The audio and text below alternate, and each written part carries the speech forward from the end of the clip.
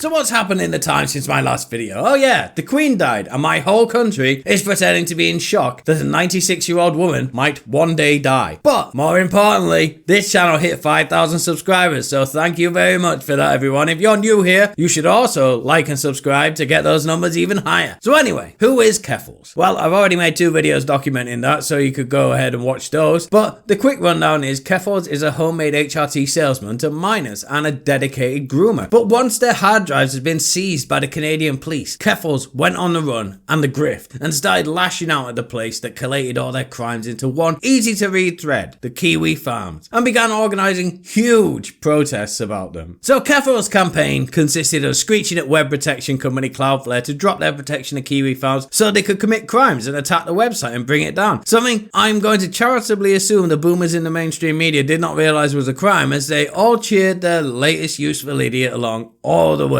Now, one of the tactics Keffals uses for their bullying campaigns is simple lying, where they claim that Kiwi Farms was full of violent threats to Keffals' life. But lo and behold, when one journalist actually decide to do their fucking job for a change and investigate, they might as well tell us all what everybody else had been saying all along, that Keffals is a lying crybaby. Now, I'm sure your parents instilled values into you when you were younger, like don't sell HRT to children and brag about it on Twitter, don't send minors catboy collars and don't ever flirt with them, you know, basic stuff. But the most important rule of them all is, of course, don't be a huge piece of shit all the time, as it will come back to haunt you if you don't treat others like you would like to be treated yourself. Now, unfortunately, Keffals was never taught any of this stuff, and the last rule is currently hitting them in the face very, very, very hard indeed. So after weeks grifting on the back of being against doxing and online harassment, Discord messages have emerged that Keffals is actually a bully doing exactly the same thing they pretend they are against, and in fact doing it in a creepier way than Kiwi Farms ever did, and bullying a person and threatening to send their information to their friends and parents. And the last message shows that Keffals has really got high on their perceived power and now thinks they are the Joker or something and offering supervillain life choices to the person they are bullying. And during that same conversation, she dropped,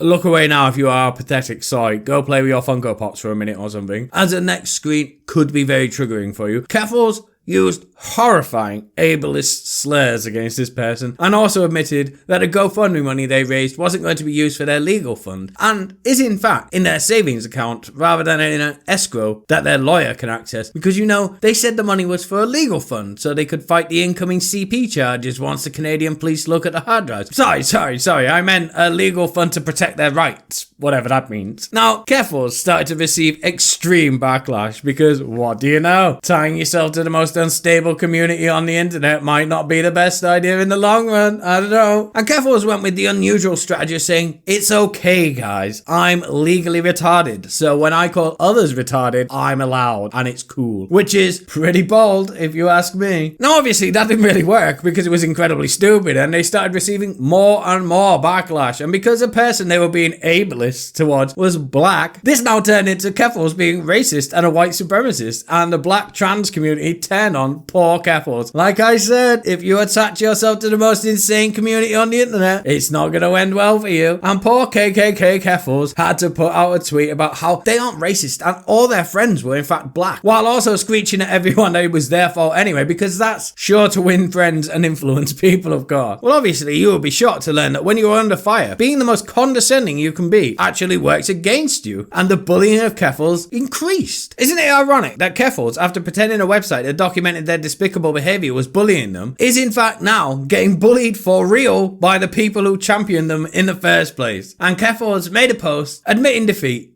and got bullied off the internet by her own people and said they were logging off because the truth just hurts a little bit too much, I guess. With the message saying they have a lot to do, but now they must slumber. Do they think they're Batman or something? So that's the end of Keffals, is it? Well, no. It could get much, much, much funnier. As well as admitting to being behind 9/11 on 9/11, which I thought was in bad taste myself, Keffals is about to be sued by microscopic streamer Destiny, as he said this on one of his latest streams. So you're looking for a Canadian lawyer.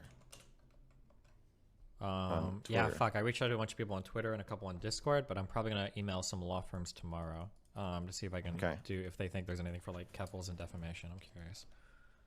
Okay, can I ask what the goal is, or what's your mindset here? If you if you feel you can talk about it. I've never had anybody with this much mainstream journalistic pull knowingly and publicly admitting to lying about me and continuing to do it. I've never had that ever in my life happen before. Deliberately, maliciously, knowingly, and publicly lie about me. And it's getting to the point to where stuff is starting to get published about me in articles that people are now trying to vandalize my Wikipedia with, where she's the sole source of the quote. And she's admitted multiple times publicly to just lying to bait me and stuff. So I know that she's got money. I know that she's lied about me. I don't know what Canadian libel laws are like, but I've heard they're more akin to the UK than in the US.